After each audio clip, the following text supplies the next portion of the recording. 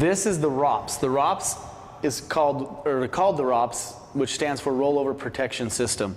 This protects the operator. Never cut or remove the ROPS. The tractor becomes very unsafe in that instance. The muffler or the exhaust. This will be very hot when operating, so try to keep your hands away from this. I will now demonstrate how to mount the tractor.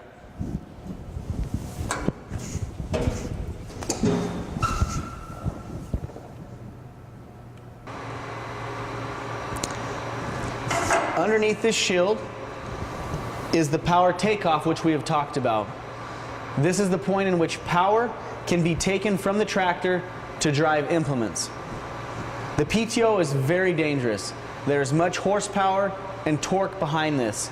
If any article of clothing was to be around either this point or the shaft coming off this, it could be detrimental. Lives have been lost from careless activity around the PTO driveline and PTO takeoff point. Clothing should be tight and should not be loose and baggy around any function of the tractor. However, around the PTO and implements, it is absolutely important that loose clothing is not worn. Power takeoff and PTO shafts have been involved in many personal accidents. Safety precautions include 1. Keep the old shields in place and in good repair. 2. Don't step over a rotating PTO shaft. Walk around the tractor or implement. 3. Don't use the PTO shaft as a step. 4. Keep long hair, shoelaces, and jacket drawstrings away from the PTO shaft. Keep loose clothing from moving parts. 5. Disengage the PTO and shut off the tractor before dismounting to clean, lubricate, adjust, or repair a PTO-operated implement. 6. Don't use the tractor's master shield as a step. PTOs transfer power from the tractor to the implement. The tractor's engine should always be stopped before performing any type of adjustment, repair, lubrication, or unplugging of the implement. The idea of getting by with PTO-operated equipment is not worth the risk. When this tractor is driven down the roads, it moves at a relatively slow pace or slow speed.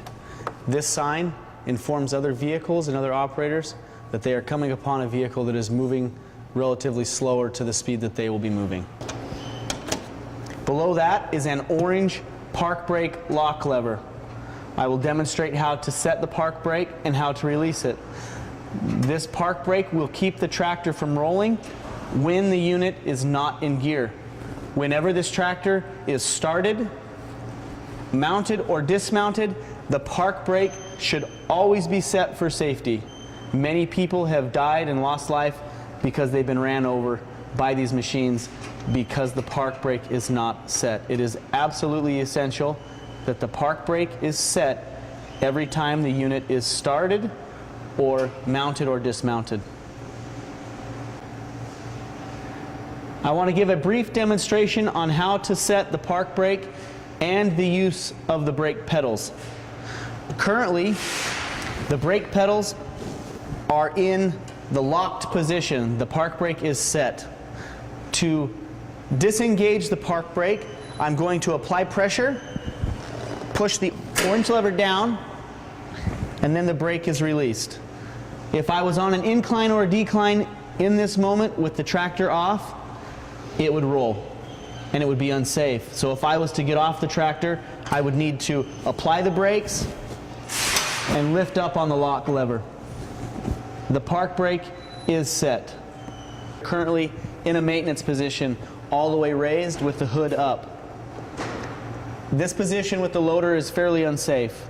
If a person was working on the loader and a co-worker was to come and bump the lever, you will notice that the loader moved. That could be very unsafe. The loader has a safety feature where we can pull out on this lever. This is a lock, and it makes the joystick inoperable so that nobody can accidentally bump it and harm a potential co-worker. Now we are on the tractor. Again, before we ever start the tractor, make sure that there is nobody around and that the area is safe. There should always only be one operator around the tractor whenever we are moving or hooking up implements or running implements. And always remember to wear your seatbelt when you're on the tractor. First of all, we have the operator's station netting. This is to protect the operator from potentially falling out of the unit. This should be used as often as possible. There will be times when you might be in and out of the vehicle, and it is okay not to use this, but if you're ever going to be on the move, you should hop in, apply your safety belt, which is going to be on the ROPS or the on the ROPS corner post of both sides. There's 2 seat belts, and then you should also secure the safety net by clipping it into the buckle. To release it, there's a red button on the inside that you will push and it will release. But I want to point out, this vehicle will move at a fairly high speed, and on any of the equipment that we've shown you, there's going to be danger involved. Never operate these vehicles after having drinking alcoholic beverages or anything that will impair the judgment of the operator. Doing so could result in death and great injury, and we would hate to see that.